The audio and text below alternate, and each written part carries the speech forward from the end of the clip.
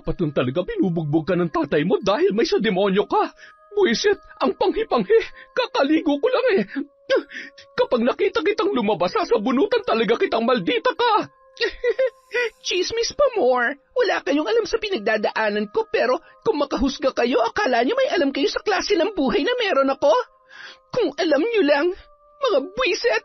Huwag na huwag kang gagawa ng kahit anong ingay kung ayaw mong laslasing ko yung leeg mo. Tatay, maawa po kayo. Tama na. Sige, patayin niyo na lang ako. Patayin mo na ako para mawala na rin ang batang nasa sinapupunan ko. Ang batang bunga ng kademonyahan niyo. Taon 2006. Summer. Bandang 5:00 ng umaga, habang nag-aagaw ang liwanag at dilim, maagang bumangon si Lola Lita at nag-init ng tubig. Bago lumabas, binalikan niya pa si Lolo Ismael sa kanilang kwarto.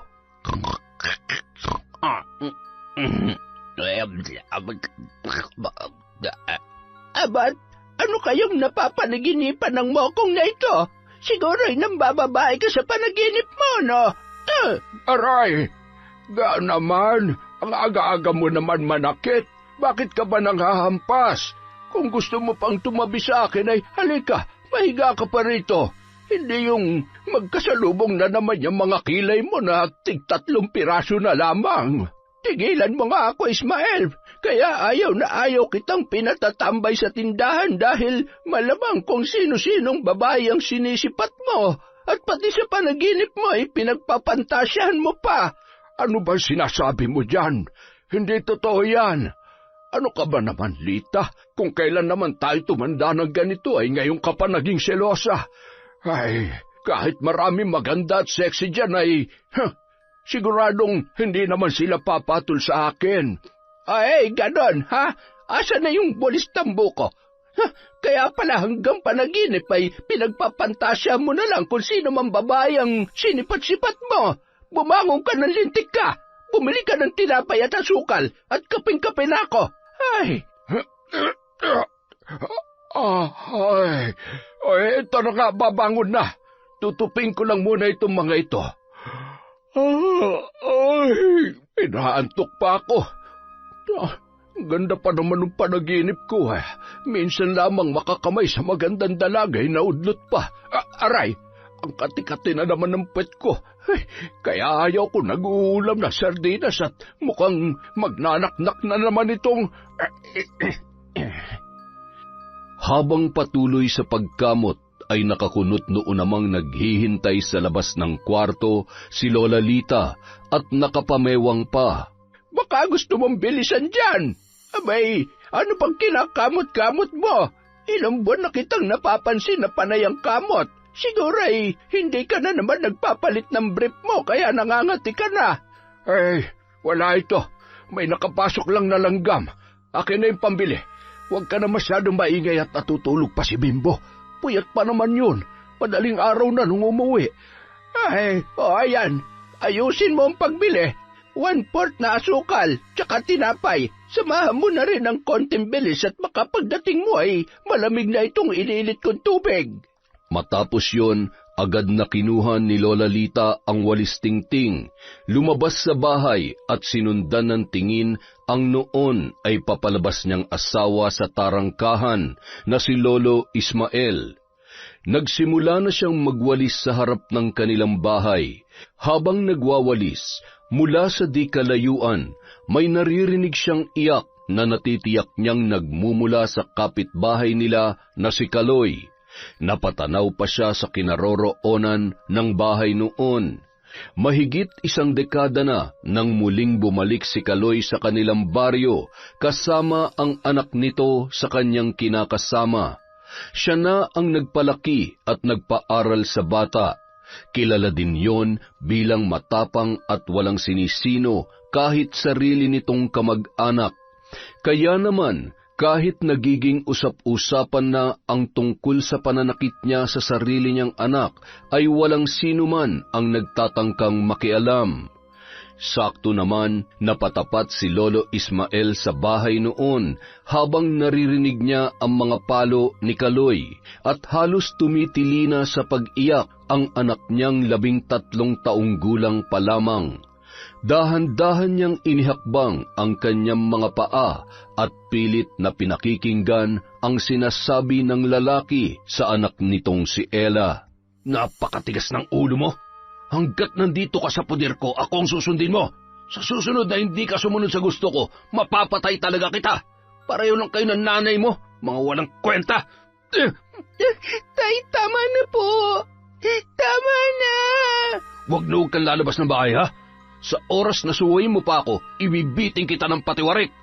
Nanginginig ang tuhod na nakasuksok sa sulok at patuloy sa paghikbi si Ella. Kitang-kita niya ang nanlilisik na mata ng kanyang tatay Kaloy habang iniinda ang mga latay sa iba't ibang parte ng kanyang katawan. Opo, hindi na po, tay. Hindi na po. Samantala, bigla namang binilisan ni Lolo Ismael ang paglalakad habang umiiling-iling. Nakaramdam siya ng labis na awa para sa dalagita mula nang maliit pa lamang, halos araw-araw na pinagmamalupitan yon ng kanyang ama. Wari nila, kay Ella ibinubuhos ni Kaloy ang galit niya sa ina ng bata. Nang makarating sa tindahan si Lolo Ismael, agad naman nakiusisa ang tindero dahil rinig doon ang pagpupumalahaw ni Ella at ang galit na boses ni Kaloy. Ma Ismael, mukhang may happy na naman yung kapitbahay mo, ah. Sinabi mo pa, kawawa talaga yan si Ella. Hindi na lumaki dahil sa bugbog at palo ng Kaloy na yan. Ay, dapat kasi nung pa in-report niyan sa DSWD. Sabagay, nakakatakot kalabanin si Mang Kaloy kung sarili niyang anak nasasaktan niya. Paano pa kaya yung ibang tao na magsusumbong? Ha? Totoo yan. Binata pa lamang yan ay kinatatakutan na yan dito. Sarili niyang kapatid at pinsan ay muntik na nga niyang mapatay, kaya walang nangangahas na magsumbong. Lalo na ako, baka mamaya ay tagain na lamang kami niyan o hindi kaya ay magliyab na lang bigla yung bahay namin. O siya, pabili nga ako ng... Ano po yan? Ano nga ba yung pinabibili ni Lita? Nakalimutan ko tuloy. Siguro ay maglalaba yun. Isang bareta ng sabong panlaba at kape. Ano pa ba? Ay, okay na siguro yan. Babalik na lang ako kung may nakalimutan ako. Eto ang bayad. Matapos mailagay sa supot ang kanyang pinamili, agad nang lumakad ang matanda pabalik sa kanilang bahay. Nakasalubong niya pa si Mang Kaloy na nakayuko at bitbit ang bag na gamit sa pagkakarpintero. Nagkatitigan pa sila ni Lolo Ismael, sabay yumuko na lamang at nagpatay mali siya ang matanda. Pakinig niya ang kalabog ng kanyang dibdib nung mga oras na yon. Lagi rin kasing dala noon ang kanyang malaking kaluban. Kilalang matapang at walang inaatrasan si Kaloy. Lalong naging mas bantog yon maging sa mga karatig lugar nang minsang mapabalita na nakapatay ng aswang. Umuwi kasi yon kasama ang kanyang kinakasama na ipinagbubuntis pa lamang si Ella. Bagamat buntis ay natipuhan yon ng aswang na matagal na ring nambibiktima maging sa iba pang lugar. Mapangahas na pumasok yon sa bahay kaya naman napuruhan ni Kaloy gamit ang kanyang itak. Kinaumagahan, isang matandang babae na pinaghihinalaang aswang ang napabalitang patay dahil sa napakarami noong sugat. Para masigurong hindi na sila mababalikan ng mga kalahi noon, ay agad din nilisan ni Kaloy ang baryo kasama ang kanyang kinakasama. Bumalik lamang yon nang tuluyan na siyang hiwalayan ng nanay ni Ella at nagpas siyang doon na permanenteng manirahan kasama ang kanilang anak. Samantala, napakamot ulo na si Lola Lita sa kahihintay sa kanyang asawa. Nakapamewang yon at sumandal sa may tarangkahan, nakatanaw sa naglalakad na si Lolo Ismael at palingon-lingon sa bahay ni Mang Kaloy. Ang aga-aga ay talagang pinaiinit ng gurang na to ang ulo ko, ah. Hoy! Baka gusto mong bilisan ng paglalakad at malamig na yung tubig. Kahit kailan talaga, inuuna mo pa ang pagiging tsismoso mo. Binilisan na lamang ni Lolo Ismael ang kanyang hakbang at pangising-ising lumapit sa kanyang asawa. Huwag ka na magalit dyan, baka tumanda yung itsura mo. Yan na yung pinabili mo. Bareta at kape, anong gagawin ko sa mga ito? Tatamis ba yung kape mo kapag nilagyan ko ng sabong panlaba, ha? Napakabobo mo talagang utusan. Aray ko, masakit. Huwag ka na magalit. Ibabalik ko na lamang. Ibabalik? Tapos anong oras ka na naman makakauwi? Yan ang problema sa iyo eh. Kapag napapakwento ka na, nawawala na sa isip mo ang bibilhin mo. Ulyanin ka na talaga. Ay naku, nang gigigil ako sa iyo. Napapakamot ulo namang bumangon si Bimbo para usisain kung bakit nag-iingay na naman ang kanyang Lola Lita. Lola, ano po ba't ang aga-agay? Napakaingay nyo naman. Ano pa nga ba? Itong lola mo kahit kailan ay hindi na tumama sa inutos ko. Tingnan mo ito, Apo. Ang sabi ko'y bumili ng tinapay at asukal. Ang binili ay bareta. Ay, mamumuti talaga at malalagas ang lahat ng buhok ko sa'yo. Nakakainis ka. Pasensya na. Nakalimutan ko nga. Ay, kayo talaga. Lola, wag na kayong magalit. Hindi po ba't nagbilin ako sa inyo kahapon na yung asukal at tinapay na binili ko ay iniligay ko muna sa may bigasan para hindi lang gamin? Ay, oo nga, ano. Nakalimutan ko rin. Buti naman at pinaalala mo. Ay siya, pasensya na kung naistorbo ang tulog mo. Maigi pa'y magkape na muna tayo at bumalik ka na lang sa pagtulog pagkatapos. Hindi na po ako makakatulog kapag nagkape na ako, Lola. At saka, lalong hindi po ako makakatulog kung maghapon yung aawayin si Lolo. Sige na, Apo. Matulog ka na ulit. Tatambay na lang muna ako sa tindahan pagkatapos magkape ng hindi na magbungangayan lola mo. Ay sus! Ako pa lumabas na masama. Ismael, hindi ako magiging ganito kaingay kung hindi ka pasaway. Mula noon hanggang ngayon di ka na nagbago. Ewan ko ba kung bakit ako nagtsatsaga pa sa'yo. Ga naman, huwag ka na kasi nagagalit. Sige ka, madadagdagan yung wrinkles mo at lalong humahaba yung uso mo. Tigilan mo ako. Ikaw na magtimpla ng kape nang matapos ko na itong winawalis ka. O na, ipahinga mo na rin yung bunganga mo. Yan likod mo pala. Ako na magwawalis dyan. Pumasok ka na sa loob. Aba, magkakasipon pa yata ako ah. Ay, ibang klase talaga tong lolo at lola ko. Ay, ang sakit tuloy ng ulo ko. Kung kailan naman nagka-girlfriend na ako sa panaginip, tsaka pa na-istorbong tulog ko. Pambira naman talaga oh. Nagtatrabaho sa isang karinderya sa bayan si Bimbo bilang kusinero. Yun kasi ang talentong ipinamana sa kanya ng kanyang yumaong ama at ina. May sariling restaurant ang mag-asawa, ngunit sa kasamaang palad, namatay yon dahil sa sunog kasama ng negosyong ipinundar nila sa Maynila. 15 taon pa lamang noon si Bimbo, ngunit hanggang sa kasalukuyan, hindi niya pa rin maiwasang malungkot kapag naaalala niya ang kanyang nanay at tatay. Sa kabilang banda, habang nagtatrabaho si Kaloy sa bahay na pinapaayos ng dalagang si Patricia, nakangiting pinagmamasdan siya noon. Napahanga ang babae sa magandang pagkakaayos ng kanyang kusina. Nagkakilala sila nang minsang pumasyal si Patricia sa bahay ng isa sa malapit na kaibigan ng kanyang ama. Si Mang Kaloy din kasi ang isa sa mga trabahante nang pinapagawa nila ang kanilang bahay. Maayos kasi yung magtrabaho, kaya kahit may kasungitan, maraming kumukuha sa kanya na karaniwan ay umaabot sa mga karatig baryo.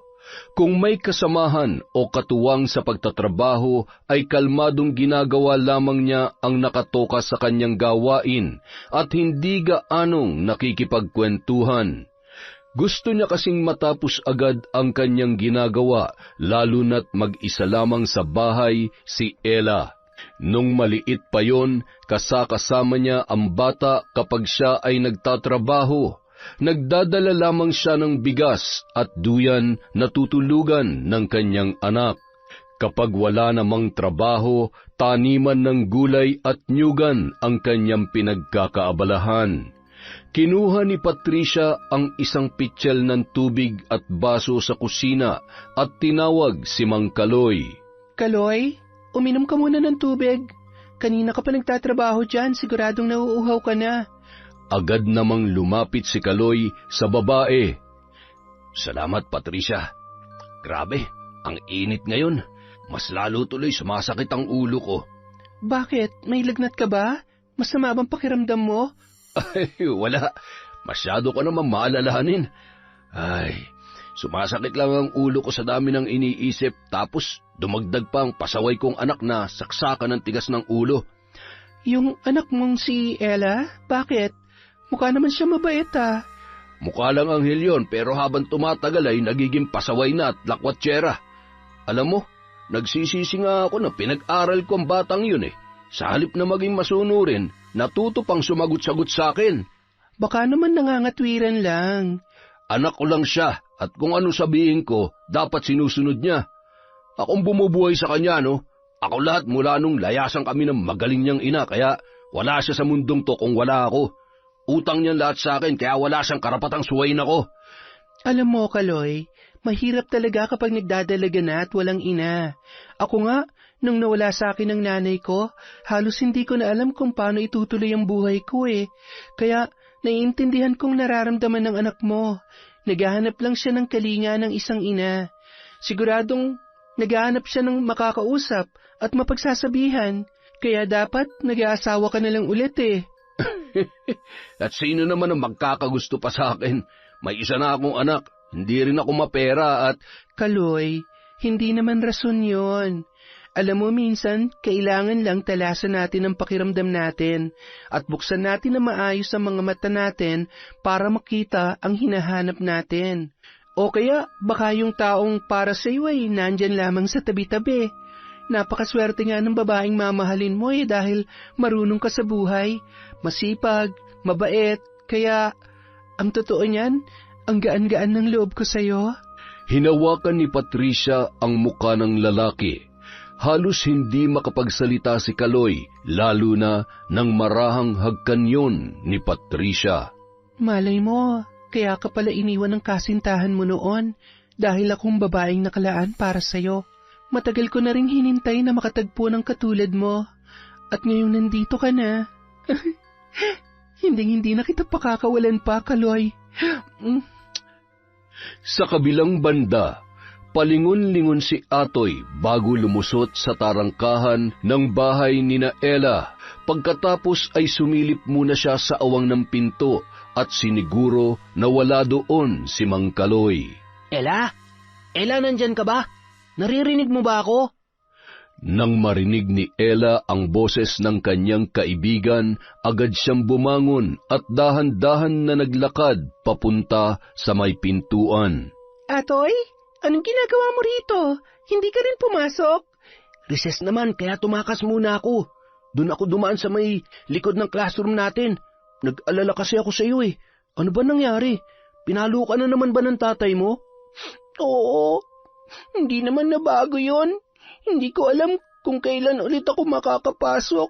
Nagalit siya dahil ginabi ako ng uwi. Ayaw niya maniwala na gumawa lamang tayo ng project. Kaya ayun, mula kagabi hanggang kaninang umaga, pinalo-palo niya ako. Baka hindi na ako makapasok pa, Atoy. Huwag ka magkukwento sa mga kaklase natin, ha? Pati sa teacher natin. Nakakahiya. Baka pagtawanan nila ako. Huwag ka mag-alala. Wala naman akong ibang pagsasabihan. Ay, napakasama talaga ng ugali ng tatay mo. Huwag ka mag-alala. Kapag nakapagtapos na ako at gumanda ang buhay ko, itatakas kita dito at hindi na tayo magpapakita sa tatay mo. Hindi ka na niya masasaktan. Oh, ito nga pala, bumili ako ng suman. Sa'yo na lang yan, baka hindi ka pa kumakain. Inilusot yun ni Atoy sa maliit na awang para maibigay sa kanyang kaibigan na si Ella. Alis na ako ha, huwag ka mag-alala. Kung hindi ka pa makakapasok bukas, babalikan ulit kita. Huwag ka nang umiyak at sundin mo na lang muna ang tatay mo para hindi ka na niya masaktan. Kahit ano sabihin niya, huwag mo na lang sagutin, ha? Maawa ka dyan sa katawan mo. Puro ka na lang pasa at latay. Ay. O sige na, babay na, Ella. Kainin mo na agad yung suman at uminom ka ng maraming tubig. Salamat, Atoy. Umalis ka na at baka mapagalitan ka pa ng teacher natin. Agad nang lumusot si Atoy sa bakod at tumakbo papunta sa kanilang eskwelahan. 2 babae naman noon ang napadaan at nakakita sa binatilyo. Ayun! Kaya naman pala nabubugbog ng ama dahil may taglay na kalandian. Siguro kung ano-anong milagrong ginagawa ng mga yan. Oo nga, kay babata pa ay masyado na mapupusok. Ay, Sus Mariosep! Nakasilip naman sa may bintana si Ella habang kumakain ng suman at pinagmamasdan ang 2 babae. Bahagya niyang naririnig ang pagbubulong-bulungan ng mga yon. Mga tsismoso talaga. Wala na kayong ginawa kundi gumawa ng kwento at makialam sa buhay ng iba. Teka. Ngumisi ang dalagita at nag-isip ng paraan kung paano mapapalapit ang 2 babae na walang tigil pa rin sa pagkukwentuhan. Ang sakit! Tulong! Tulungan niyo po ako! Nagtinginan ang 2 babae at lumusot sa awang kung saan dumaan si Atoy at lumapit sa may bintana kung saan nagmumula ang boses ni Ella. Kinuha ng dalaginding ang arinola na ginagamit nila sa gabi dahil nasa labas ng bahay ang kanilang CR. Binuksan niya yon at tinitigan, sabay na pangiwi sa panghi ng laman noon. Habang tinatawag ng 2 babae ang kanyang pangalan at pilit na sinisilip siya sa bintana, ay ibinuhos niya ang ihi sa 2. Halos masuka at nagsisigaw ang mga yon sa labas, habang nagpipigil naman ng tawa si Ella na nasa loob ng kanilang bahay. Dapat lang talagang pinubugbog ka ng tatay mo dahil may sa demonyo ka. Buisit ang panghi-panghi. Kakaligo ko lang eh. Ay, kapag nakita kitang lumabas, sasabunutan kitang maldita ka.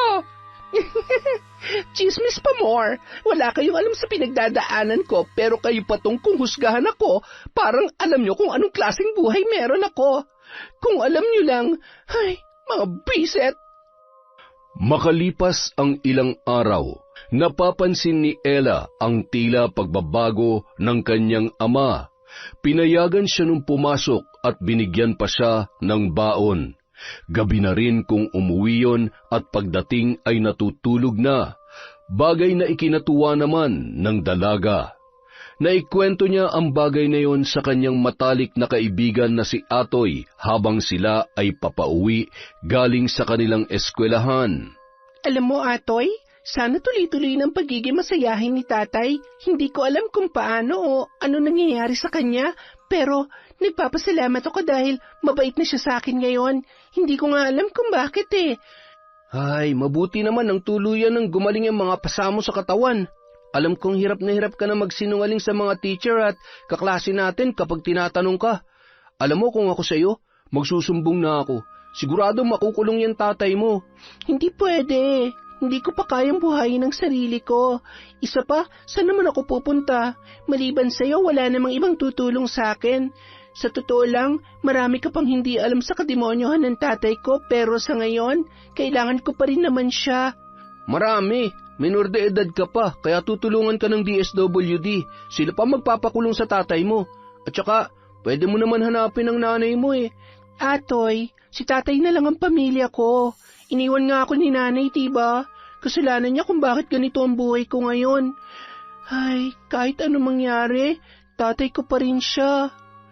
Napailing-iling na lamang si Atoy dahil sa sinabi ng kanyang kaibigan.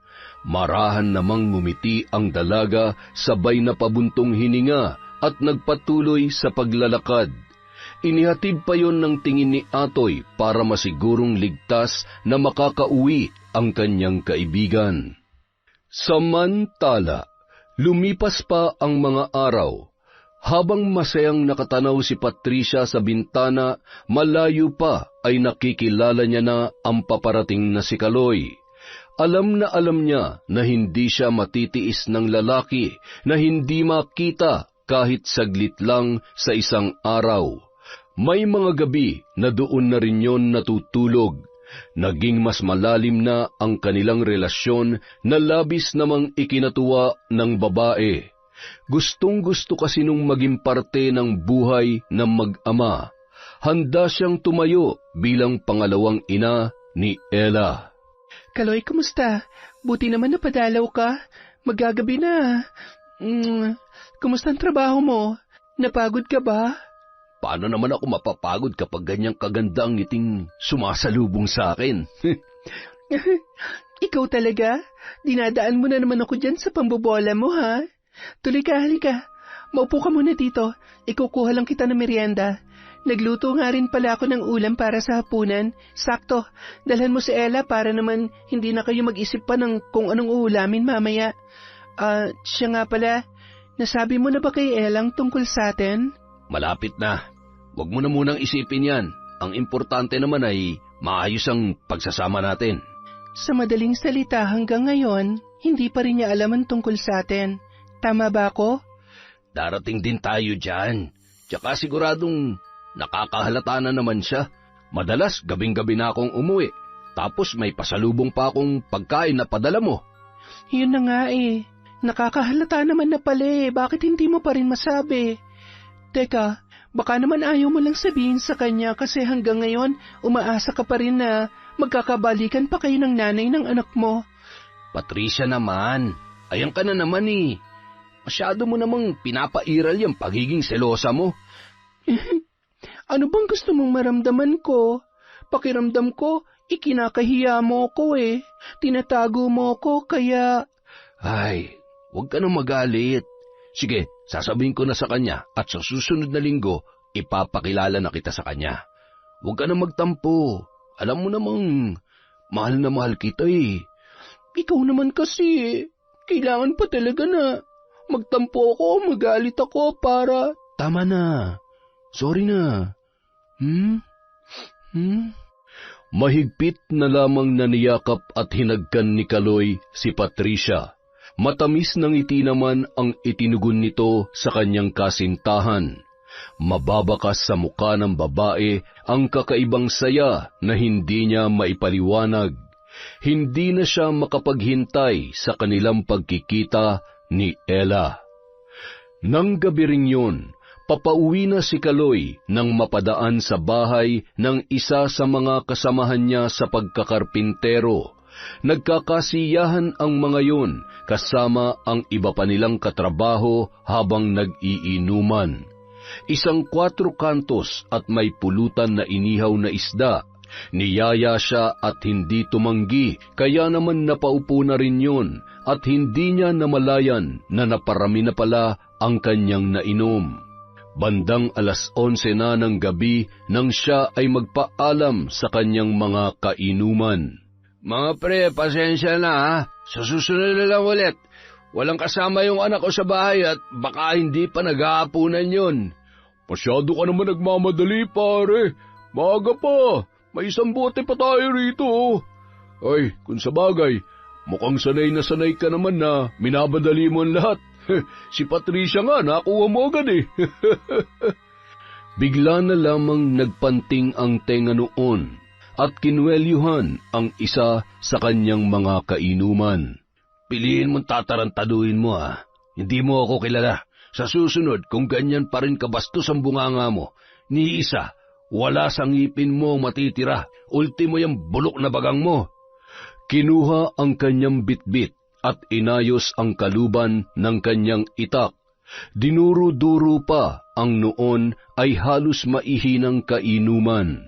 Mainit ang ulo na umuwi at nagsasalita pa yon habang naglalakad.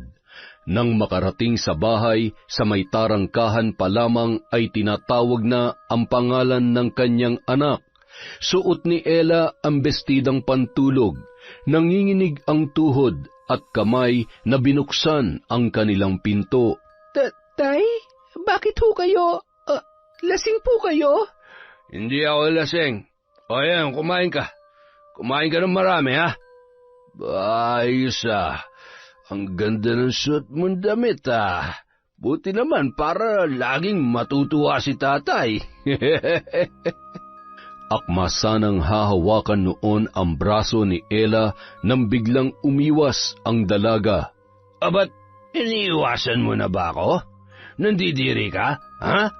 Nanlilisik ang mga mata at hinila papunta sa isang kwarto si Ella, sabay isinara ang pinto.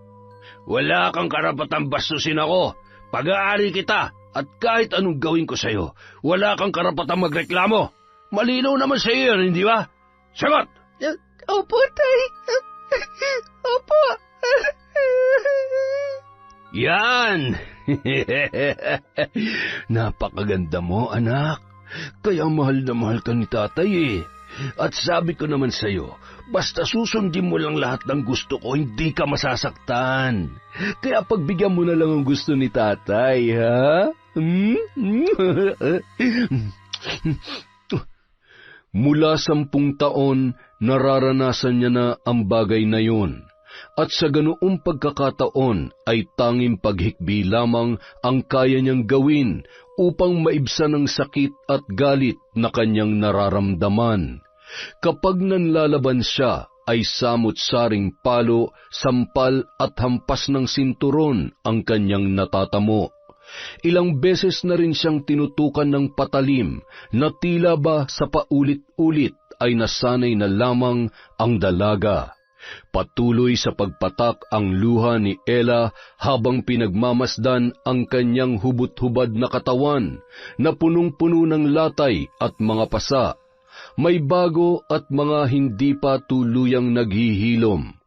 Pilit niyang pinipigilan ang kanyang boses habang nakabaluktot na yakap ang kanyang mga tuhod, samantalang ang kanyang ama ay humihilik at tulog na. Maraming pagkakataon na gusto niya na lamang subukang saksakin ang kanyang ama habang natutulog, ngunit hindi niya magawa. Darating ang araw na lahat ng to. Lahat ng kademonyohan mo ay pagbabayaran mo. Hindi sa lahat ng oras malakas ka. Kapag dumating ang araw na tumanda ka at magkasakit ka, kahit gumapang ka pa sa lupa, hindi kita tutulungan. Kinaumagahan. Pagkabangon ay agad na bumungad kay Kaloy ang mga pasa ng kanyang anak. Napailing-iling yon, sabay na pabuntong hininga. Hindi pwedeng makita ni Patricia ang mga pasa niya. Wala siyang pwedeng malaman tungkol sa nangyayari sa loob ng bahay na to. Gamutin mo yung mga pasa mo. Mula ngayon, huwag ka rin magsusuot ng maigsi para hindi makita mga yan. Huwag ka munang papasok, ha? Tumingin lamang sa kisame si Ella habang patuloy sa pagsasalita si Kaloy. May mga pagkakataon na ayaw niya na lamang tingnan ang muka ng kanyang ama. Lumabas ng kwarto at dali-daling naligo ang lalaki. Bago umalis, bumili muna yon ng ulam para sa kanyang anak. Bumangon ka na dyan. Mag-almusal ka na at asikasuin mo na yung sarili mo. Hindi ka muna pwedeng lumabas ng bahay at tumigil ka na sa pakikipagkaibigan sa atoy na yon kung ayaw mong pugutan ko siya ng ulo. Katulad ng nakagawian, kinandado ni Kaloy ang pinto at tarangkahan. Walang ganang bumangon at tumungo si Ella sa lababo. Paulit-ulit yung naghilamos habang sa inaalala lahat ng pinagdaanan niya sa kanyang sariling ama. Hindi niya namalayan na napahagulhol na lamang siya at sinasakal na ang kanyang sarili hanggang sa nahirapan na yung huminga.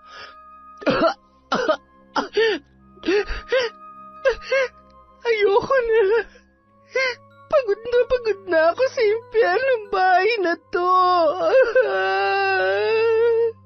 Samantala, habang nagkakape ang mag-asawang sina Lola Lita at Ismael, pati na rin ang apo nilang si Bimbo, may kung anong tinatanaw si Lolo Ismael habang hawak ng kanyang kanang kamay ang tasa at ang kaliwang kamay ay kinakamot ang kanyang puwet. Lo, ano ba yan? Ano ba yung lagi niyong kinakamot? Kailan ba naman tumigil sa pagkakamot yan, lolo mo? Kaya huwag kang magkakamaling gamitin ang sabon niya kung ayaw mo magkaroon ng mapa ng Pilipinas yung put mo. Jesus, kaya pala nagtataka ako kung bakit minsan may bigla na lamang tumutubong buni dito sa tagiliran ko. Ikaw palang salarin, Lo? Ano magagawa ko? Halos 1 taon ko nang ginagamot ito. Habang tumatagal ay lalong lumalaki at... wala namang amoy pero saksakan ng kati. Lintik ka. Kapag ako nahawa niyan ay palalayasin kita rito. Ayan, mag-aaway na naman kayo. Hamot, bibilhan ko kayo ng mas mainam na gamot sa galis, sa pangangatilo. Maigi pa, Apo, para sumarap-sarap naman ang tulog ko. Maiba ko. Nakikita niyo pa ba si Ella? Mukhang hindi na lumalabas ng bahay. Baka naman nabuntis na ng kasama niya laging si Atoy. Parang kagabi ay umuwi na namang lasing si Kaloy. Lo, tumigil na nga kayo sa pakikiusyoso sa mag-amang yun. Maigi nang nag-iingat. Alam nyo naman. Hayaan mo siya. At kapag yan ay nahuli ni Kaloy na nakikipaghuntahan dun sa tindahan, mapuputulang ka talaga ng dila, Ismael. Sinasabi ko sa'yo, kung kailan ka pa tumanda ay doon ka pa naging tsismoso. Buti sana kung tama yung sinasabi mo mali-mali naman. Kaya talagang hindi na ako magtataka kung mabubugbog ka dahil sa katabilan ng dila mo. Kung sakali man na hindi na kaya ni Ella ang pananakit sa kanya, siguradong siya na mismong gagawa ng paraan para takasan ng tatay niya, o di kaya ay magreklamo. May isip naman na siya. Nakakaawa nga kung iisipin, pero hindi rin naman natin alam kung anong buong kwento. Malay mo may kasalanan din siya kaya siya napag-iinitan ng ama niya, o sadya talagang may saltik lamang yung si Kaloy. Hay! Ang nakakatakot, kung may iba pang kalokohang ginagawa yang si Kaloy kay Ella. Nako, kawawa yung bata kapag nagkataon. Lagi pa naman siyang lasing. Abat, talaga namang hihirit ka pa. Ismael, sinasabi ko sa'yo kung gusto mo pang mabuhay ng matagal, itikop mo yung bibig mo. Baka makita ka na lang namin na nakahandusay dyan sa daan.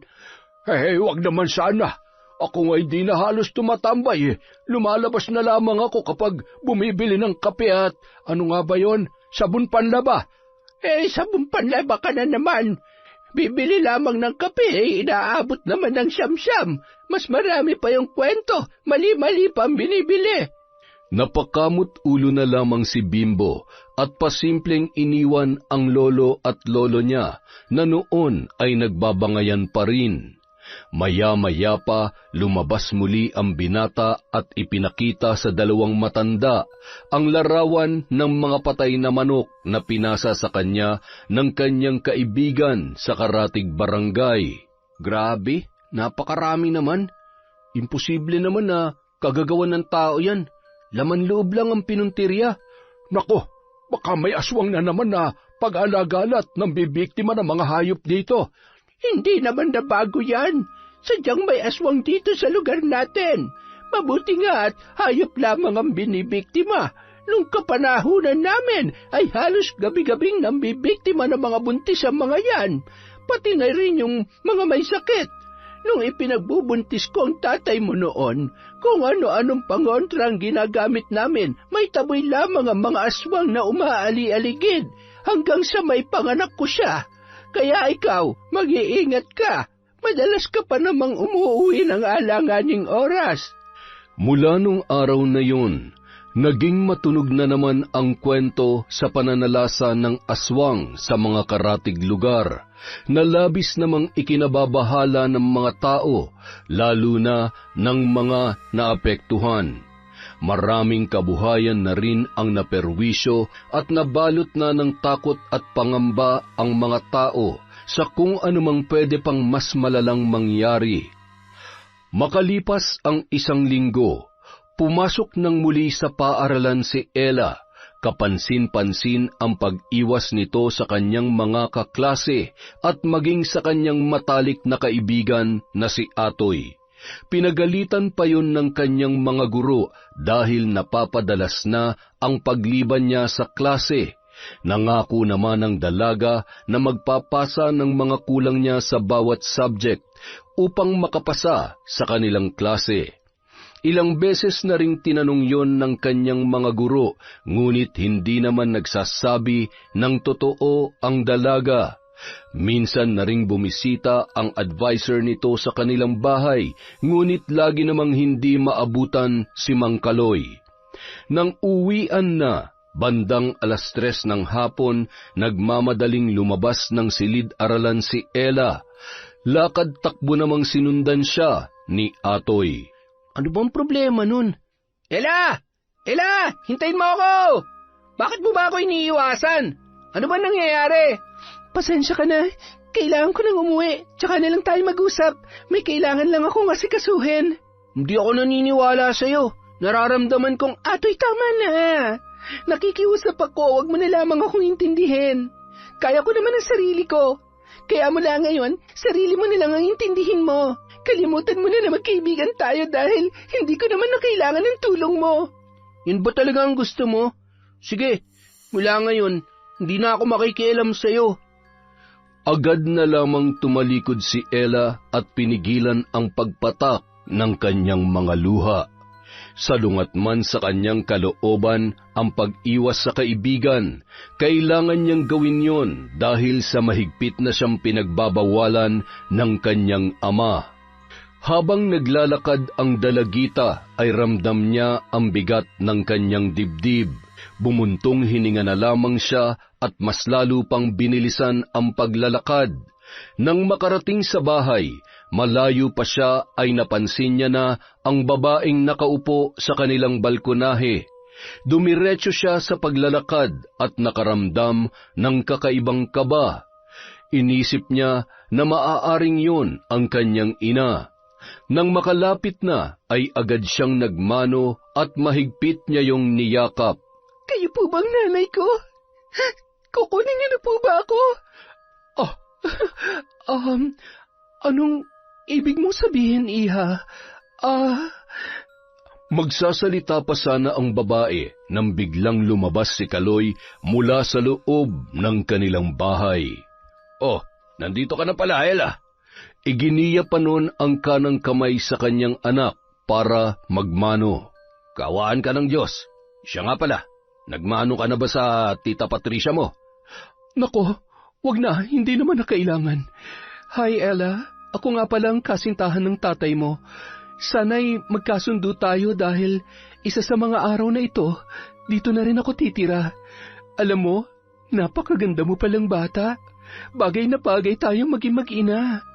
Talaga ho? Dito na po kayo titira? Darating din tayo dyan, pero hindi pa sa ngayon. Matagal pa yon, pero gusto kong magkakilala at magkasundo kayo. Wala naman pong problema sa akin kung dito na po titira si Tita Patricia. Gusto ko nga po yun para may nanay na ako at... Pag-uusapan muna namin yan ng Tita Patricia mo. Mabuti pa, magmerienda ka na at magsaing pagkatapos. Kasabay natin siya maghapunan. Kami na lang ng papa mo magluluto ng ulam. Dalagang-dalaga na pala siya. Mukhang magkakasundo nga kami ng anak mo. Sabi ko sa'yo, diba? Mukhang naghahanap lang siya ng kalinga ng isang ina. Alam mo, malaking bagay kung may tatayong ina para sa kanya. Ay, maninibago ka sa bahay naming to. Masyadong malayo sa itsura ng tinitirhan mo. Uuwi-uwi pa rin naman ako sa bahay. Pwede rin naman na dito na lang tayo tumira. Lumipat na lamang si Ella ng eskwelahan sa susunod na pasukan. Pansamantalay, dito muna tayo. Makalipas ang ilang linggo, Sa patuloy na pangungumbinsi ni Patricia kay Kaloy, tuluyan na ngang pumayag yon na magsama na sila sa iisang bubong. Masayang-masaya naman si Ella. Pakiramdam niya nagkaroon siya ng kalayaan mula sa pang-aabuso ng kanyang ama sa halos ilang araw pa lamang na paninirahan noon sa kanilang bahay. Isang araw, habang nasa trabaho si Kaloy at nag-aasikaso naman sa kusina si Patricia, napansin niya na hirap kumilos ang dalaga at nagsusuka. Habang nagbibihis si Ella ay biglang pumasok si Patricia sa kwarto ng dalaga. Kitang-kita niya ang mga lumang pasa sa katawan nito. Ella, ano nangyari sa mga yan? Wala po. Sadyang hindi lang po ako maingat kaya lagi akong nagkakapasa. Sandali lang po Buntis siya. Hindi ako maaari magkamali. Habang sumusuka sa lababo, marahang pinagmamasdan ni Patricia ang katawan ng dalaga at pinakikiramdaman yon. Kung masama ang pakiramdam mo, huwag mo na lamang pilitin ang sarili mong pumasok. Okay lang po ako, tita. Kaya ko naman po. Sigurado ka ba? Namumutla ka, kaya hindi na po kasi ako pwedeng lumiban sa klase. Dahil baka po kasi... wala po. Sige po, tita. Aalis na po ako. Sige. Mag-iingat ka. Nang makaalis si Ella, sinundan pa rin yon ng tingin ni Patricia. Tumingin siya sa kawalan, sabay matamis na ngumiti at napailing-iling. Bandang 4:00 ng hapon, pagdating ni Ella galing sa paaralan, nagpaalam si Patricia na uuwi muna sa kanyang bahay dahil may importante siyang aasikasuhin. Tita, huwag na po kayong umuwi. Dito na lamang po kayo, o kaya naman po, isama niyo na lang po ako. Pero nandito naman ang tatay Kaloy mo. Siguradong pauwi na rin yon. Teka, may problema ba? Alam mo, ilang beses ko na rin napapansin na parang naiilang ka at takot ka sa tatay mo. Mayroon ka bang gustong sabihin sa akin? Bigla namang napahawak sa ulo at naduwal si Ella nung mga sandaling yon. Muntik na sanang matumba ang dalaga, ngunit agad naman siyang nasalo ng kanyang tita Patricia. Diyos ko namang bata ka, ano ba talaga nangyayari? Magsabi ka nga ng totoo, buntis ka ba? Hindi ko po alam pero mahigit 1 buwan na po akong hindi dinadatnan. Posible ngang buntis ka. Kung sakali man, sino ang tatay ng batang yan? Meron ka bang boyfriend? Tita, si tatay po. Si tatay po ang may gawa nito sa akin. Tita, tulungan niyo po ako. Nakikiusap ako. Natatakot po ako. Baka kung ano pong gawin niya sa akin kapag nalaman niya na sinabi ko sa inyo ang totoo. Paulit-ulit po akong pinagsamantalahan ni tatay at sinasaktan. Ay, Diyos ko! Bakit hinayaan mo pang umabot sa ganito? Tana, huwag ka mag-alala. Gagawa ko ng paraan para matakasan mo ang kahayupan ng tatay mo. Hindi ko akalain na kaya niyang gawin to sa sarili niyang anak. Mula ngayon, hindi ka na niya masasaktan pa. Hindi kita iiwan. Habang nag-uusap ang dalawa, ay natanawan nila ang noon ay paparating na si Kaloy. Sige na, pumasok ka na sa kwarto mo. Magbihis ka na. Magpahinga ka muna at sasabihin ko na lamang sa kanya na hindi pwedeng malaman ng tatay mo na nagdadalang tao ka. Ako nang bahala. Sige na. Nagmadaling pumasok sa kanyang kwarto si Ella at sinalubong naman ni Patricia si Mang Kaloy. Kumusta, mahal? Nandiyan na ba si Ella? Nasa kwarto niya. Medyo masama ang pakiramdam kaya pinagpahinga ko muna. Huwag mo na siyang alalahanin. Ako nang bahala sa anak mo. Baka napagod lang sa eskwela. Akala ko uuwi ka muna sa bahay mo ngayon. Gusto mo bang ihatid kita? Hindi na. Sa susunod na lang. Huwag mong alalahanin si Ella kung may importante kang dapat asikasuhin doon. Wala nga. Ano ka ba naman? Wala nang mas importante pa sa'yo at kay Ella. Sige na, magpalit ka na ng damit. Inihanda ko na dun sa kwarto natin. Magluluto lang muna ako para sa hapunan. Napakaswerte ko naman talaga sa mahal ko, oo. Mas maswerte ako sa'yo. Ikaw na masipag at bukod tangi sa lahat ng lalaking nakilala ko. Matapos hagkan ay mahigpit niya pang niyakap si Kaloy at ngumisi yun. Mula noon hanggang ngayon, demonyo ka pa rin. Wala kang puso. Ngayon dapat lang napagbayarin na kita sa kasalanan mo. Panahon na para putulin ang sungay mo nang hindi mo namamalayan. Masayang-masaya naman si Kaloy nung mga oras na yun. Sa unang pagkakataon, naramdaman niyang sapat siya at totoong mahal siya ng isang babae. Ngunit lingid sa kanyang kaalaman na si Patricia ang nag-iisang anak ng matandang babaeng aswang na kanyang pinatay. Karaniwang aswang na may kakayahang mag-anyong hayop katulad ng aso at pusa. Si Ella naman hindi na lumabas nung gabing yon sa kanyang kwarto. Dinalhan na lamang siya ng pagkain ni Patricia. Pagsapit ng hating gabi, habang nakahiga si Patricia ay pasimple niyang sinisilip mula sa kanilang bintana ang maliwanag na buwan. Sabay nilingon si Kaloy na noon ay nababatid niyang gising na gising pa rin. Ano kaya nangyayari kay Ella? Namimiss ko na siya. Hindi ko maintindihan ang sarili ko. Bakit kahit anong gawin ko katawan pa rin niya ang hinahanap-hanap ko? Ay... Niyakap siya ni Patricia, sabay nagkunwaring tulog na tulog. Maya-maya, inalis niya ang kamay ng babae nang mapansin niyang humihilik na yun. Pumunta yun sa kusina at kinuha ang kutsilyo, sabay inilagay sa kanyang tagiliran. Dahan-dahan niyang binuksan ang pinto ng kwarto ni Ella. Dahan-dahan niyang hinila ang kumot, dahilan para magising at muntikan ng mapatili ang dalaga. Ngunit agad namang tinakpan ng kamay ni Kaloy ang kanyang bibig at tinutukan ng kutsilyo sa kanyang leeg. Huwag na huwag kang gagawa ng kahit na anong ingay kung ayaw mong laslasin ko yung leeg mo. Tay, maawa po kayo. Tama na. Sige, patayin niyo na lang ako. Patayin mo na ako para mawala na rin ang batang nasa sinapupunan ko. Ang batang bunga ng kademonyohan ninyo. Anong ibig mo sabihin? Buntis ka? Oo, kaya mas gugustuhin ko pa mamatay na lang kesa mabuhay sa kahihiyan. Ano pang hinihintay nyo?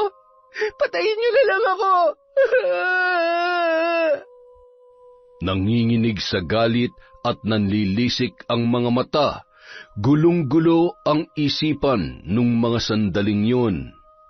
Sa ayaw at sa gusto mo, bubuhayin mo ang batang yan. Hindi mo pwedeng sabihin kahit kanino kung sino ang totoong tatay niyan. Aalis tayo sa lugar na ito at magsisimulang muli sa lugar kung saan wala ni isang nakakakilala sa atin. Nakasilip sa awang ng pinto, kitang-kita at rinig na rinig ni Patricia ang mga sinabi ni Kaloy. Dahilan para hindi na magdalawang isip pa ang babae na magpalit anyo. Maya-maya lamang bigla niyang sinunggaban si Kaloy sa tagiliran. Napasigaw si Ella at nanlaki ang mga mata. Hindi yun makagalaw sa kanyang posisyon habang nakikitang nakikipagbuno ang kanyang ama sa isang napakalaking aso. Hindi isang aswang na katulad mo makakapatay sa akin. Kung noon nagawa ko ng patayin ang isa sa mga kalahi mo, ngayon kaya rin kitang patayin. Tinamaan man yon ni Kaloy ay lalo lamang yung nagwala sa galit. Kinagat siya sa tiyan at hinila papalabas ang mga laman loob. Nilingon ng aswang ang dalaga na noon ay nanginginig pa rin sa takot. Nakanganga at patuloy sa pag-agos ang mga luha. Huwag! Maawa ka! Huwag mo akong papatayin! Agad na lumabas ng pinto ang halimaw at muling nanumbalik sa normal niyang anyo. Ilang sandali lamang, naghilom din agad ang sugat noon matapos niyang lawayan. Inayos ang kanyang sarili at pakunwari hinahanap si Kaloy. Ilang sandali lamang narinig ni Ella ang boses ng kanyang tiya Patricia mula sa kabilang kwarto. Kaloy? Kaloy! Nasaan ka ba? Oh, bakit bukas ang kwarto? Diyos ko! Ano nangyari dito? Ella, ano nangyari? Mahigpit na niyakap noon ang patuloy na humihikbing si Ella. Shh! Huwag ka nang umiyak. Patawarin mo ako. Hindi ko alam. Masyadong mahimbing ang tulog ko at pagising ko napansin kong wala sa tabi kong tatay mo kaya kinabahan ako at naisipan kong puntahan ka dito. Ano nangyari? Tita, may aswang. Malaking aso at nakakatakot siya. Hindi ko po alam kung bakit parang galit na galit siya kay tatay. Pero paano kung balikan niya ako? Paano kung akong gusto niyang biktimahin dahil sa batang nasa sinapupunan ko? Huminahon ka. Ang mahalaga sa ngayon ay ligtas ka. Baka kailangan lang mangyari to dahil sobra-sobra ng ginagawa niya sa'yo. Kailangan nating humingi ng tulong sa mga kapitbahay. Sandali lang ha. Dito ka lang muna. Lumabas ng bahay at nagsisigaw si Patricia para humingi ng saklolo. Tulong! Tulungan niyo kami! Sakto namang nagpapahangin sa labas ng bahay si Lolo Ismael. Hindi yun makatulog sa labis na pangangati ng kanyang puwet. Napatakbo yun papunta sa bahay ni Mang Kaloy, sabay na palunuklaway nang makita ang nakasuot pantulog na si Patricia na noon ay animoy takot na takot. Manong, tulungan niyo po kami. Tulungan niyo po si Kaloy. Sinugod po kami ng aswang. Wala na ho siya. Ay, Sus Mariosep, sandali lamang at gigisingin ko yung apo ko. Papupuntahin ko siya sa barangay para makahingi ng saklolo. Lakad takbo yung umuwi at binulabog sa pagkakatulog sina Bimbo at Lola Lita. Bilisan mo, Bimbo, pumunta ka sa barangay hall. Siguradong naroon ang mga tanod o kung sino mang mahihingan mo ng tulong. May aswang raw na sumugod sa bahay ni Kaloy. Wala na raw si Kaloy. Yun ang sabi nung kinakasama niya. Ay nako, nakakaawa naman. Totoo yan, Lo, ha? Baka naman nananaginip lang kayo. Huwag kang gagawa ng kwento, Ismael. Anong oras na hindi ka pa natutulog kaya nasisiraan ka na yata ng... Bakit ba ganyan kayo sa akin? Lahat na lamang ba nang sasabihin ko at gagawin ko ay mali para sa inyo?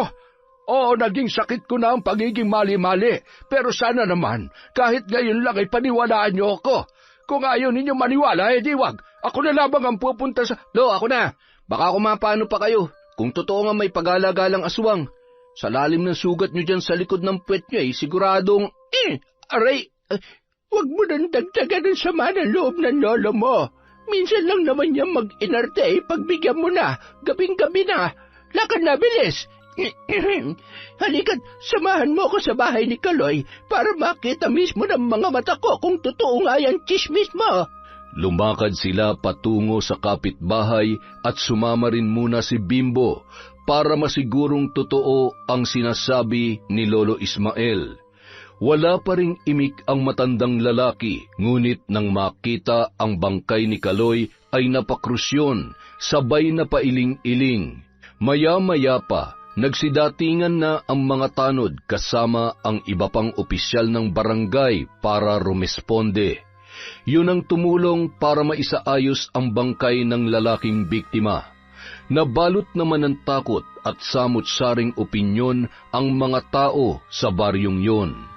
Makalipas ang isang araw, matapos mailibing si Mang Kaloy, sigurado ko, binalikan lamang si Kaloy ng kalahi ng aswang na pinatay niya noon. Siya lang naman ang sinaktan at yung dalawa niyang kasama sa bahay ay ligtas naman. Maaaring tama nga yung sinasabi mo.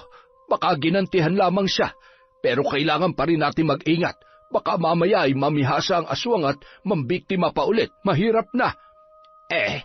Buti na lamang at mabait ang kinakasama niya. Kita niyo naman kung gaano niya inaalagaan si Ella. Lakas na loob ng batang yan. hindi ko man lamang nakitang umiyak ng inilibingan tatay niya. Paano naman ho iiyak eh? Alam niyo naman ho kung paano siya binubugbog ng tatay niya nung nabubuhay pa. Baka nga nagpasalamat pa yan eh. Okay siya, napahaba ng kwentuhan natin. Teka, ano nga ba yung pinabibili ni Mrs.? Patay, nakalimutan ko na naman. Siya, babalik na lamang ako kaysa bumili na naman ako ng hindi ako sigurado at tiyak na magagalit na naman ang napakakalmado kong asawa. Nako, Mang Ismael, sa araw-araw na ginawa ng Diyos, pagchichismis lang naman talaga ang hindi niya nakakalimutan. Samantala. Ano? Masakit pa rin ba ang sikmura mo? Opo, tita. Wala na rin ho halos akong may suka. Mukhang hindi na po talaga ako makakapagtapos ng pag-aaral dahil sa lagay ko ngayon. Bakit naman hindi? Huwag ka mag-alala. Kakausapin ko yung advisor mo. Magtatapos ka. 1 buwan na lang naman. At saka, hindi pa naman nila mapapansin ang tiyan mo. Hanggang kailan ko po itatago ang katotohanan sa mga tao? Ano na lang ang sasabihin nila sa akin kapag nalaman nila na nabuntis ako ng tatay ko? Hindi ko po alam kung bakit kailangan kong pagdaanan to, tita. Huwag kang panghinaan ng loob. Alam mo kasi, ako naniniwala ako na lahat ng nangyayari merong magandang dahilan.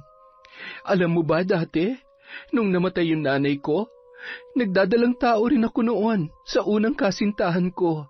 Tinalikuran niya ako kaya wala akong ibang pagkukuhaan kundi si nanay lang. Kaya lang iniwan niya pa rin ako. Wala akong mapuntahan. Nagpatalo ako sa lungkot at galit dahil doon nawala rin yung batang nasa sinapupunan ko. Yun ang pinakamasakit na parte ng buhay ko, Ella. Kaya ikaw, alam ko marami pang magagandang bagay na mangyayari sa'yo. May kapalit ang lahat ng sakit at hirap na pinagdadaanan natin. Inihahanda lang tayo ng pagkakataon para sa mas magagandang bagay. Salamat po, tita. Salamat po dahil kahit hindi niyo naman talaga ako kaano-ano, itinuturing niyo akong tunay na anak. Alam niyo, iniisip ko po minsan, mahal din kaya ako ng nanay ko. Hinahanap niya rin kaya ako. Siguradong mahal na mahal ka niya. Maaaring may malalim siyang dahilan kung bakit mas pinili niyang sarili niya nung araw na iniwan ka niya sa tatay mo. Huwag mo na lamang problemahin ang mga bagay na wala ka ngayon. Nandito ako, at pinapangako ko sa iyo na kahit anong mangyari, hinding-hindi kita iiwan, Ella. Mula ngayon, ako na ang nanay mo. Salamat po. Pwede ko po ba kayong tawaging nanay? Oo naman. Nanay, alam mo ba, matagal ko nang pinapangarap yan. Ikaw rin ang tumupad sa pangarap kong maging isang ina. Hindi man kita totoong anak pero sa puso ko, anak kita at nanay mo ko. Mahigpit na nagyakapan sina Patricia at Ella. Nagpatuloy pa yon sa pagkukwentuhan hanggang sa nauwi sa tawanan ang kanilang seryosong usapan. Makalipas ang 1 buwan, ilan sa mga tao sa baryong yon ay nakahalata na rin sa pagdadalang tao ni Ella. Samut-saring panghusga ang natanggap niya, ngunit sa pagkakataong yun ay handa na siyang harapin ang kahit na ano pang marinig at sabihin ng ibang tao sa kanya. Hindi nagkulang sa suporta at pagpapalakas ng loob ang kanyang kinikilalang ina na si Patricia. Isang gabi, bandang 12:00 na noon, pauwi si Bimbo mula sa kanyang trabaho. Isang malaking asong kulay itim ang nakita niyang sumuot sa bakod ng bahay ni Ella. Sinundan niya yon ng tingin at laking gulat niya nang makita ang pagpapalit anyo noon bilang isang normal na tao. Kumaripas siya ng takbo at halos masira ang kanilang pinto sa lakas ng kanyang pagkakakalampag. Lolo! Lola! Buksan niyo to! Ismael! bumangon ka na. Nandiyan na ang apo mo, bilisan mo. Masakit ang likod ko at ayaw ko nang bumangon. Sabi nang bumangon ka eh. Aray ko, bakit ka ba nananakit? Ay, babangon na nga eh. Kamot ulo at tila pasuray-suray pang naglakad si Lolo patungo sa pintuan. Nagkamot na naman ng puwet nang maramdaman ang labis na pangangati. Sabay inamoy-amoy niya pa yon bago binuksan ang pintuan. Bimbo! Hoy! Abat! Gumising ka! Ay, napano ang batang ito? Ay, lintik ang panghi! No, lasing ka ba? Bakit ka umihi sa salawal mo? Nang marinig yon ni Lola Lita, masakit man ang kanyang likod ay napilitan niyong bumangon. Tinulungan niya pa si Lolo Ismael na buhatin ang kanilang apo, papunta sa may sala at inasikaso yon hanggang sa magkamalay. Lola, salamat sa Diyos at buhay pa ako. Ano ba nangyari sa'yo? Hindi ka naman na may anak. Bakit nahihi ka sa salawal at nawalan ka pa ng malay? Lola, alam ko na po kung sino yung aswang. Yung aswang na pumatay kay Mang Kaloy. Anong ibig mong sabihin, apo? Si Patricia ho ang aswang. Yung nanay-nanayan ni Ella. Nakita ko kanina yung aso tapos pumasok dun sa bagod at pagdating sa balkonahe nakita ko naging tao yun. Si Patricia yun. Hindi ako maaari magkamali, Lola. Huminahon ka. Hinga. Ay, Diyos ko naman. Anong motibo niya para patayin si Kaloy? At kung siya nga ang aswang na pumatay, bakit patuloy niyang inaalagaan si Ella? Hindi kaya totoong chismis na buntis si Ella? Baka yun ang dahilan niya kaya nagpapanggap siyang mabait. Kung ganun, nasa alanganin din ang buhay ni Ella. Kailangan po natin siyang tulungan. Mahirap kalabanin ng mga aswang. Hindi natin basta-basta mapoprotektahan at maililigtas si Ella kung wala tayong sapat na alam para labanan ang aswang na yan. Kinikilabutan tuloy ako. Alam ko na po, kailangan natin ng tulong ng kaibigan ni Ella. Si Atoy, hindi ba't kilalang antingero yung tatay niya? Siguradong matutulungan niya tayo. Tsaka, hindi niya hayaan mapahamak si Ella. Tama ka dyan, Apo. Maganda yung naisip mo. Pwede bang palipasin muna natin ang gabing ito? Magpahinga ka muna. Ako nang bahalang kumausap bukas sa tatay ni Atoy. Nako, sasabakot baka kung ano pang iba mong masabi, mapahamak pa tayo. Ako'y wala ni katiting na tiwala dyan sa bibig mo. Sobra ka naman talaga sa akin, ga. Masyado na ako nasasaktan dyan sa mga sinasabi mo, ha? Aray, ang kati talaga nitong visit na to, ha? Ala, sige, kamot pa. Huwag kang hahawak sa akin, ha? Pag ako nahawa niyang buni mo, palalayasin kita o di kay ipapakain kita sa aswang.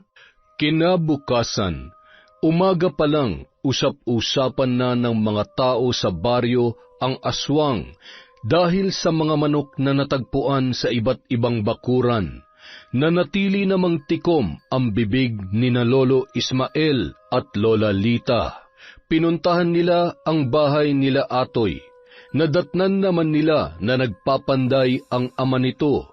Yun kasi ang pinagkakaabalahan noon maliban sa pagiging antingero. Magandang araw po. Ano pong ginagawa niyo dito? Nandito kami dahil alam na namin kung sino ang aswang at... Ako na, Ismael. Maupo ka na lang muna. Ay, di ikaw na. Dapat pala hindi na lamang ako sumama dito eh. Nagagalit ka? Sabi ko naman, di ba ako na? Huwag na ho kayong magbangayan. Sabihin niyo na lamang po sa akin ang sadya ninyo para matulungan ko kayo. Hindi po ba't kayo yung kapitbahay ni na Ella? Oo, kami nga. Kumusta na po kaya siya? Ha? Ay, wala ka bang balita sa kaibigan mo? Nagkikita naman po kami sa school pero hindi na po kami nag-uusap katulad nung dati. Hindi ko po alam kung anong dahilan niya pero umaasa po ako na magkakaayos pa rin kami. Marami rin po akong gustong itanong sa kanya lalo na po't alam kong may malaki siyang pinagdadaanan ngayon kahit wala na si Mang Kaloy. Ay, isa pa yan sa inaalala ko kaya hindi ko matim na may mangyari pang mas masama sa kanya. Hindi na ata kakayanin ng konsyensya ko yon. Ano pong ibig niyong sabihin? Yung apo naming si Bimbo, nakita niya kagabi. Nakita niya yung nanay-nanayan ni Ella. Sigurado siya kung paano nagpalit anyo yon. Ang inaalala namin ay si Ella, baka kasi kung anong binabalak ng Patricia niya yun sa kanya. Tanging pangontra may bibigay ko sa inyo at armas na pwede niyong gamitin para labanan yung aswang na tinutukoy ninyo. Alam niyo kasi, mula nung mapahamak ang asawa ko dahil sa minsang pakikipaglaban ko sa mga nilalang na yan, sobrang nagsisi na ako. Hindi ko nakakayanin pa na maulilang lubos itong si Atoy. Tay, kailangan ni Ella ang tulong natin. Baka siya naman ang isunod ng aswang na yon. Hindi rin tayo pwede magpadalos-dalos. Paano kung wala naman talaga masamang intensyon yun sa kanya? Ang dapat muna nating gawin, mabigyan muna natin ng babala si Ella at ikaw makakagawa nun. Bigyan mo rin siya ng pangontra para masigurong ligtas siya at hindi siya masasaktan ng nanay-nanayan niya. Kayo naman ho, bilang proteksyon at kung sakaling magkagipitan, magagamit niyo ho itong punyal na ito. Isa ho ito sa mainam na panlaban sa aswang. Binibigay ko ito sa inyo para protektahan ang sarili nyo, hindi para ipagyabang o di kaya'y basta-basta na lamang gamitin ng walang sapat na dahilan o para lamang pumatay ng inosente. Nagpasalamat naman ang mag-asawang matanda sa tulong na ibinigay ni Arman at agad na ring umuwi ang mga yon. Hindi naman mapakali si Atoy, kaya naman naglakas loob siyang puntahan si Ella. Sakto naman, wala doon si Patricia dahil namili yon sa bayan. Atoy, anong ginagawa mo dito? Alam kong ayaw mo na akong makausap pero kahit ngayon lang, makinig ka sa akin. Kalimutan na natin ang mga nangyari noon. Pasensya na. Kailangan ko lang talagang gawin yon dahil ayaw ko may gawin sa'yong masama si tatay. Alam kong alam mo na kung anong ginawa niya sa akin, maliban sa alam mong sinasaktan niya ako. Alam ko naman ang lahat. Hindi ko lang maintindihan kung bakit inilihim mo sa akin ang bagay na yon. Sana sa kahit ano pang paraan na itakas kita sa kanya at hindi na kailangang umabot sa punto na nabuntis niya ako. Atoy, wala ka naman magagawa eh. Nangyari na ang mga nangyari. Ngayon, alam mo na ang lahat. Alam ko na pinandidirihan mo rin ako katulad ng ibang tao rito sa baryo natin. Katulad ng mga kaklase natin na tinitingnan ako mula ulo hanggang paa na punong-puno ng panghusga. Ganyan ba talaga ang tingin mo sa akin? Oo, umiwas ako sa'yo. Kasi yun ang gusto mo pero hindi ibig sabihin na nagbago ako. Magkaibigan pa rin tayo at kahit anong mangyari, hindi ko kaya may mangyaring masama sa'yo. Kaya makinig ka sa akin. Kailangan mo mag-ingat dahil ang totoo, yung nanay-nanayan mo, posibleng siyang pumatay sa tatay mo. Aswangan nanay-nanayan mo, Patricia. Hindi totoo yan. Sinungaling ka. Nagsasabi ako ng totoo. May nakakita sa kanya. At ikaw mismo makakapagpatunay kung totoo o hindi ang sinasabi ko sa iyo. Tanggapin mo lang ito. Itago mo to sa bulsa mo. Hindi ka niya masasaktan hanggat tangan mo ang anting-anting na ito. Bibigyan ka rin niya ng sapat na lakas at linaw ng kaisipan para labanan siya sa oras ng peligro. Sabi ni tatay, nakapatay ng aswang ang tatay Kaloy mo noon. Aswang ang dahilan ng pagkamatay niya, kaya posible na dumating si Patricia sa buhay niyo para maghiganti. Aalis na ako, Ella. Ramdam ni Ella na hindi nagbibiro ang kanyang kaibigan dahil sa seryosong mukha nito. Dahilan para makaramdam siya ng takot para sa kanyang sarili at maging sa bata na nasa kanyang sinapupunan. Pilit niyang pinagtagni-tagni ang mga pangyayari. Yun kaya ang dahilan kaya lumalabas siya sa gabi? Kaya sobrang tabang niya magluto at kapag ako nagluluto, hindi siya sumasabay sa akin sa pagkain. Diyos ko, huwag naman po sana. Lahat na lang ba ng taong mahal ko, tatraydurin ako? Nang makabalik si Patricia sa bahay ay nagtataka yun dahil hindi lumalabas ng kwarto si Ella. Hindi rin siya mapakali dahil pakiramdam niya ay napakainit na para siyang sinisilaban. Hindi na yun nakatiis at pagkatapos niya magluto ay kinatok niya ang pinto ng kwarto ni Ella. Ella, anak, lumabas ka na dyan. Hindi ka ba nagugutom? Ay, ano bang gagawin ko? Hindi niya rin pwedeng mahalata na may alam ako. Bahala na. Bakit ba ganito nararamdaman ko? Bakit pakiramdam ko ako pang gumagawa ng mali sa kanya? Bahala na. Basta sa ngayon, hindi ko pwedeng ibigay ang buong tiwala ko sa kanya. Ay. Ilang sandali lamang, lumabas si Ella mula sa kwarto at nagpanggap na lamang siya na medyo masama ang pakiramdam. Hinawakan siya ni Patricia at nagulat yon nang tila ba bigla siyang napaso. Okay lang po ba kayo, Nay? Oo, anak. Okay lamang ako. Sige na, kumain ka na. Maliligo lamang ako at masyadong maalinsangan ang panahon. Ngumisi si Ella nang mapansin ang takot sa muka ng kanyang nanay Patricia. Mukhang mabisa nga ang anting-anting na ito. Huwag ka mag-alala, anak. Kung hindi ako nagawang protektahan ng sarili kong magulang, kahit buhay ko ay tatayo ako para sa'yo, masiguro ko lamang na hindi ka mapapahamak. Hindi ako makakapayag na pagdaanan mo ang impyernong buhay na dinanas ko sa poder ni tatay. Kinagabihan, binantayan ni Ella ang bawat kilos ni Patricia mula sa mayat-mayang pagsulyap noon sa buwan. Maagang pumasok si Ella para magkunwaring matutulog na, pero nakikinig siya sa bawat kaluskos sa kanyang kwarto. Bandang 10:00 ng gabi, habang nakahiga, ay narinig niya ang yapak noon, papunta sa kanyang silid. Sinilip lamang siya ni Patricia at agad na ring umalis.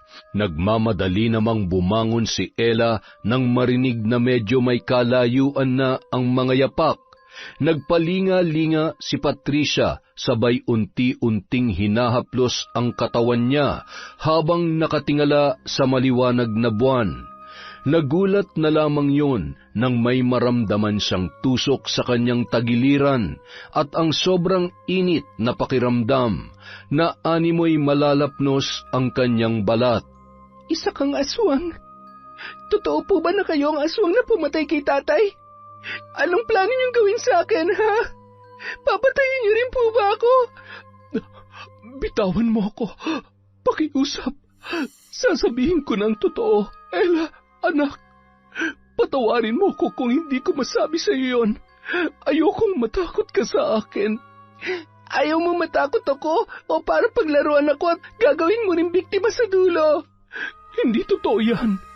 Sa kabila ng kahiyupan ng tatay mo at kagustuhan ko maghiganti dahil sa pagpatay niya sa nanay ko, na minsan hindi sumagi sa isip ko na idamay ka. Mas lalong nadagdagan ang galit ko sa kanya nang malaman kong ginawa niya sa iyo. Yun na nagtulak sa akin para patayin siya. Niligtas lang kita ng gabing yon sa kademonyohan ng tatay mo. Hindi ako masama. Oo, aswang ako. Pero hayop lamang ang kinakain ko. Hindi ko hinihingi maniwala ka sa akin, pero kung talagang sa tingin mo masama ako, sige, itarak mo ang kutsilyong yan sa katawan ko. Patayin mo ko. Minahal ko na kayo bilang tunay kong ina. Gulong-gulo na po ako. Hindi ko na po alam kung sinong dapat kong pagkatiwalaan. Anak, maaaring hindi tayo magkadugo. At oo, aswang nga ako. Buntis ka kaya isa kang malaking tukso para sa akin. Magkaiba man ang dugo na nananalaytay sa ating katawan, pero sa puso, anak kita. Napahagulhol na lamang ang dalawa at mahigpit na nagyakapan. Patutunayan ko sa iyo na wala akong masamang intensyon. Gagawin kong lahat para maging karapat-dapat na maging ina para sa iyo. Pipilitin kong makabalik sa normal. Hindi naman ako magiging aswang kung hindi ko tinanggap ang batong isinalin sa akin ni nanay bago siya binawian ng buhay. Dahil sa galit ko sa tatay mo at sa kagustuhan kong makapaghiganti, tinanggap ko yon. Ngayon, wala nang dahilan pa para manatili akong halimaw. Hindi ko rin naman gustong makaperwisyo pero kailangan kong uminom ng dugo at kumain ng laman loob ng hayop. Sige na, pumasok ka na sa kwarto mo at isara mo na maayos ang pinto. Kitang-kita ni Ella ang tuluyang pagpapalit-anyo ng kanyang nanay Patricia at dahan-dahan yung tumakbo papalayo. Napahawak siya sa kanyang tiyan nang makaramdam ng kaunting paghilab dahil sa labis na takot. Sinunod niya na lamang ang bilin ng aswang. Nung mga sandaling yun, batid niya na nagsasabi ng totoo ang kanyang nanay Patricia. At sa kabila ng malinaw na katotohanan, nasisiguro niyang ligtas siya at ang batang nasa kanyang sinapupunan. Kinaumagahan, pinuntahan ni Ella si Atoy sa bahay nito. Totoo lahat ng sinabi mo sa akin tungkol sa pagkatao ni Nanay Patricia, pero hindi siya masama katulad ng iniisip mo. Hindi niya ako sasaktan. Paanong hindi? Nagawa niyang patayin yung tatay mo. Hindi ba? Di pa ba sapat na dahilan yon para... Niligtas niya lang ako sa kapahamakan ng gabing yon. Kung hindi dahil sa kanya, hanggang ngayon hindi pa rin natatapos ang kalbaryo ko sa paulit-ulit na panggagahasa sa akin ni tatay. Kung talagang mabuti siyang tao at naniniwala ka mabait siya, anong pinunta mo rito? Tulungan natin siya makabalik sa normal. Gusto niya pang maging normal katulad natin. Alam ko na matutulungan tayo ng tatay mo, di ba? Meron naman paraan, di ba?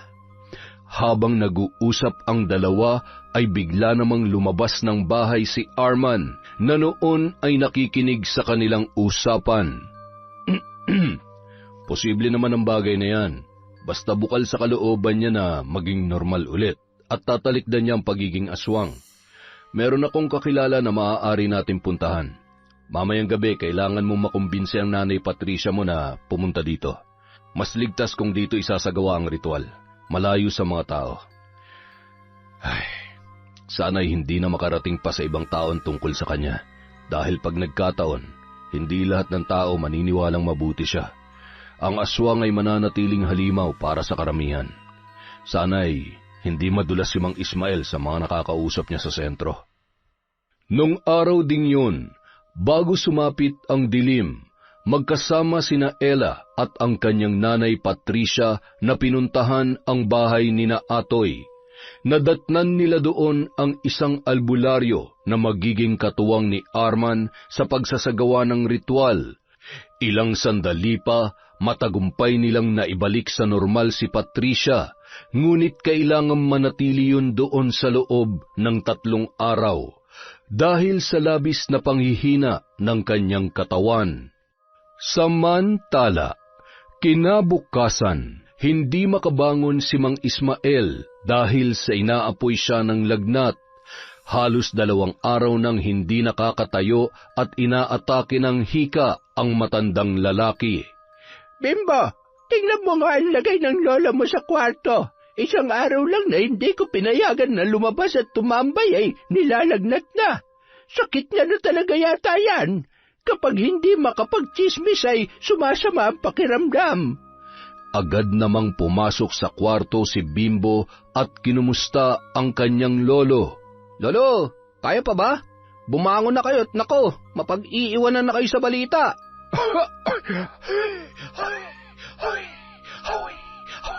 Ano balita? Silip-silipin mo si Ella, baka mamaya ay... Huwag niyo na munang alalahanin si Ella. Hindi naman yung pababayaan ni Atoy at ni Mang Arman. Basta kahit ano mangyari, wala kayong pagsasabihan ng kung ano mang nalaman natin, ha? Ang totoo, wala na tayong dapat ikatakot dahil hawak na ni Mang Arman si Patricia. Nabawi na nila yun mula sa pagiging aswang. Aba, salamat naman sa Diyos. Makakatulog na ulit tayo na mahimbing sa gabi. Agad namang dumugtong ang matandang babae sa sinabi ng kanyang apo at ngumiti yun. Napapahanga ako ng Patricia na yan, ha? Hindi lahat ay kayang magpakamagulang. Tingnan mo, Siya pa pala itong totoong magmamahal at magmamalasakit kay Ella. Hindi man siya swerte sa totoo niyang mga magulang, ipinaranas naman yun sa kanya ni Patricia na walang hinihinging kapalit. Makalipas ang ilang taon, nakatira na si Ella at ang anak nito sa bahay ni Patricia. Mas malaki at mas maaliwalas yun. Nag-aaral na rin noon ang dalaga sa kolehiyo sa tulong ng kanyang nanay Patricia. Naku, napakabait naman talaga ng apo ko. Gabi na. Nasaan na kaya ang nanay mo? Ay naku, mukha yatang uulan pa. Kinarga niya ang bata at tumungo sila sa may balkonahe. Napangiti naman yon nang matanaw si Ella na nakaangkas sa motor ni Atoy. Salamat sa paghatid. Mag-iingat ka. Huwag masyadong mabilis ang pagpapatakbo. Tandaan mo, isa lang ang buhay mo. Oo na. Ikis mo na lang ako sa anak ko, sa inaanak ko. I love you. Sira ka talaga. Sige na, baka abutan ka pa ng ulan. Lakad-takbong tinungo ni Ella ang balkonahe at hinagkan at niyakap ang kanyang nanay Patricia bago kinarga ang kanyang anak. Masayang masaya ako para sa iyo, anak. Natutuwa ako dahil ang laki ng pinagbago mo. At saka, buti naman at nanumbalik na ang pagkakaibigan niyo ni Atoy. Siya naman po talaga ang naging sandalan ko. Wala naman pong nagbago kahit nung iniiwasan ko siya. Kailangan ko lang po talagang gawin yon. Alam mo, sa tingin ko, mahal ka niya. Nakikita ko yon kung paano kanya alagaan. Kung sakali man, wala naman pong problema. Mahal ko rin naman po siya pero hindi pa po ito ang tamang panahon. Gusto ko munang ayusin ang buhay ko para sa sarili ko at sa baby natin. At syempre po para hindi masayang ang lahat ng tulong niyo sa akin, Nay. Salamat, Nanay. Mahal na mahal ko po kayo. Mahal na mahal din kita, anak. Lalo na itong napakabait kong apo. Yun! Napakaganda po ng kwentong yun ulit. Maraming salamat po ulit. Siyempre, una sa lahat, pasalamat sa lahat ng sumusuporta sa Kwentong Enteng. Ngayon, magsha-shoutout po tayo. Hello kay Lynn Ferrer TV. Hi po kay Sally Roldan, kay Mercedita Balana Reyes. Hello kay Dimples Yumi, kay Virginia Pontillas, kay Evelyn Reyes, sa Grefaldia at Zamudio family from Mary Grace Grefaldia. Hello po kay Kimberly Caballero. It's Chris F. Hi kay Mirna Alfaro, kay Cataleja Soto, kay Febe Ranyada. Hello po kay Mary Ann Pesino. Shout out kay Maylene Banicio Canja. Hi kay Ryan Alba, kay Loretta Bobes at kay Elidia Bobes. Hello po kay Jessica Rojas. Hi kay Mariam Duca sa Galedo family from Rai. Hello kay I Love Traveled. Kay Mea Espiritu. Hi kay Ana Hapina. Kay Cola Lona sa Perez family from Kim Seika. Hello po kay Ma'am Irma Umali. Kay Jasmine Castillo. Shout out kay Betty Velasco. Kay Lydia Arnisto. Kay Chrisjel Mamado. Hello po kay Nel Jane Suarez, kay Leilani Pimentel. Hi kay Susana Liobrera. Hello kay Isay Diaz, kay Mary Ann Yao. Hello po kay Mercy Dulce. Shout out po kay Margie Banosong, kay Josie Aniban, kay Federico Ganagana, kay Teresita Vergara. Hello po kay Connie Cacalda, kay Ami Arianda, Rowena Dayaw, Ray Buendia at Lucy Buendia. Hello po kay Ronald Bangkilan or Bangilan. Hello kay Janet Cisneros. Shout out kay Lenny De La Cruz, kay Lexi Centeno. Hello rin po kay Renzil John Lorzano. Shout out kay Resel Galope, kay Michelle Andalis, kay Edgardo Fontanilla. Hello po kay Belen Malbas, Shout out kay Kimpoy Feliciano, Rowena Ancheta, hi kay Manny Maniego, kay Myla Dumalag, hello po kay Alma Naong, kay Analie Valiega, kay MGS14, hello po kay Mel Santarisa, kay May Megs, kay Hondra Delin, shout out kay Grace Somodio, kay Evangeline Garbin, kay Mary Ann Rivera Padilla from Larry Gumangan. Shout out po kay Abigail Dayaw, kay Seneria Lucero, kay Erlinda Sangco, kay Larcy Siriban, shout out kay Josephine de los Trinos, kay Don Guarino, kay Milba Oflas, kay Hiroshi, hello po kay Cheryl Rebecca, kay Marilyn Nava, kay Carlita Nocerale, kay Mary Worth Artista, kay Minerva Caranog, shout out kay Luis Mechdas Vlogs, kay Reyna Glenn Panayas from Glenda Panayas.